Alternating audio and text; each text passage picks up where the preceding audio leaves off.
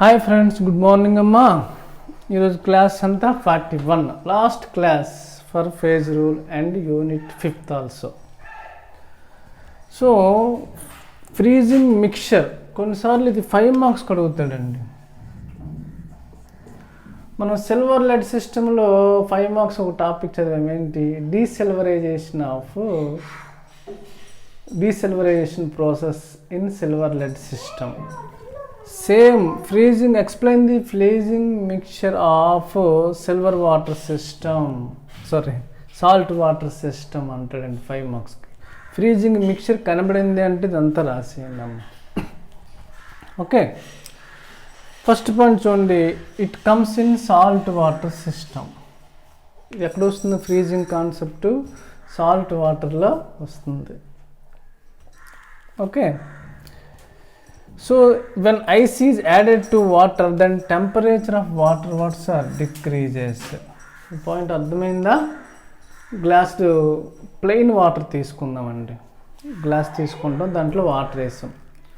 Water వేసిన తర్వాత ఒక ఐస్ మొక్క దాంట్లో వేసామండి. గ్లాస్ తీసుకున్నాము, దాంట్లో ఏం తీసుకున్నామండి? వాటర్ కదా. దీంట్లో ఐస్ క్యూబ్ వేసాం. ఐస్ ఒక మొక్క వేసాం. ఐస్ మొక్క వేసామండి.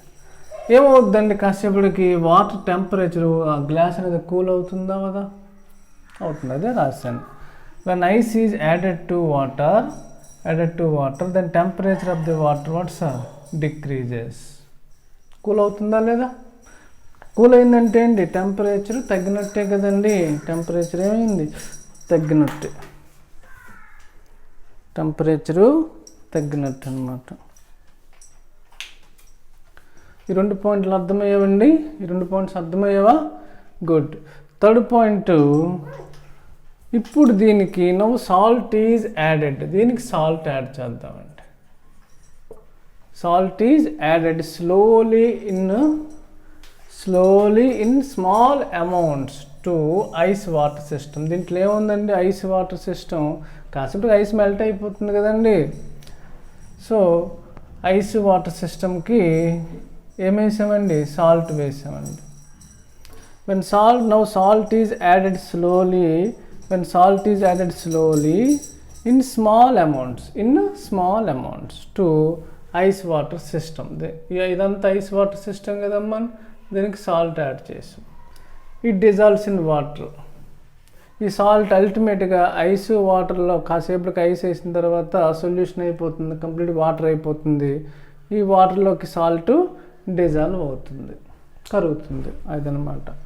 Now salt is added slowly in small amount to ice water system and then it dissolves in వాటర్లో కరిగిపోతుంది.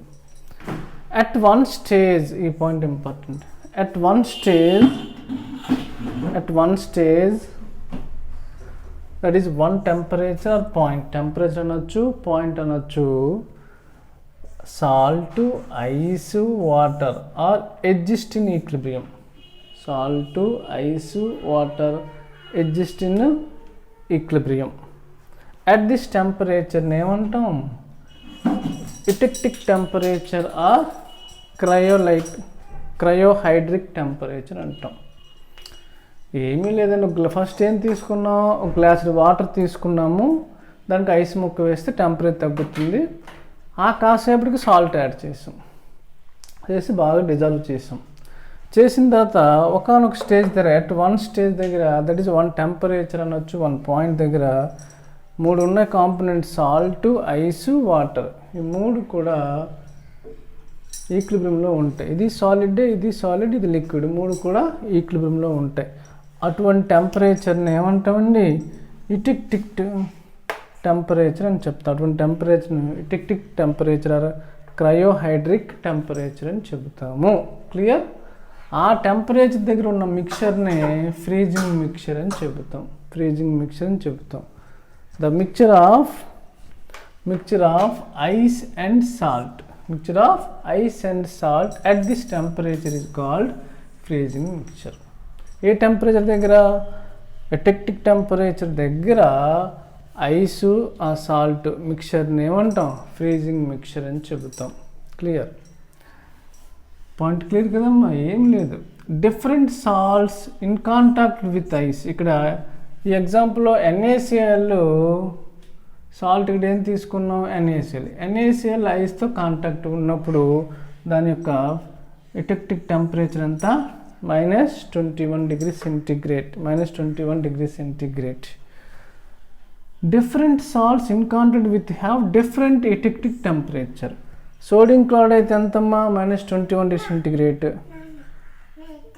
అమోనియం క్లోరైడ్ అయితే ఎంతమ్మా, -18. పొటాషియం ఐడైడ్ అయితే -23. కాల్షియం క్లోరైడ్ అయితే -55.9 డిగ్రీ సెంటిగ్రేడ్. ఓకేనండి. అట్లా different salts in contact with ice have different eutectic temperatures. This is called freezing mixture. Freezing mixture అంటే ఏంటి, at this temperature and at electric temperature the mixture of ice and salt we called as freezing mixture. Different salts have different freezing mixtures, different freezing temperature, that is different freezing mixture, that is different electric temperatures. Clear andi, this is complete andi. So మనం ఇక్కడ unit 3, unit 4, unit 5 complete చేసేసాము. దీని మీద ఈ 3 యూనిట్ల మీద important questions ఈరోజు పెడతాను, అవి మొత్తం చదవండి. సో నెక్స్ట్ క్లాస్కి యూనిట్ 1కి వెళ్తాము. చెప్పింది చాలా పర్ఫెక్ట్గా చదవండి. క్లియర్ అండి. అలాగే రికార్డ్ నేను మీకు పెడతాను. అయితే ఆఫ్టర్ థియరీ ఎగ్జామ్స్ అయిన తర్వాత రికార్డ్స్ రాసుకుంటే మంచిది. ఏమైనా ప్రాక్టికల్స్ ఉంటాయంట థియరీ ఎగ్జామ్స్ అయిన తర్వాత. కాబట్టి మాన్యువల్ ఎవరు కొనవసరం లేదు.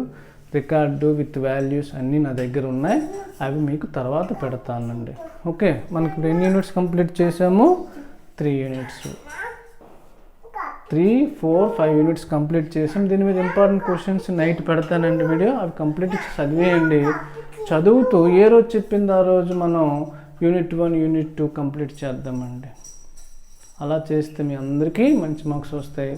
ఏం వెర్రీ అవ్వద్దు, ముందు అయినవి పర్ఫెక్ట్ అవ్వండి.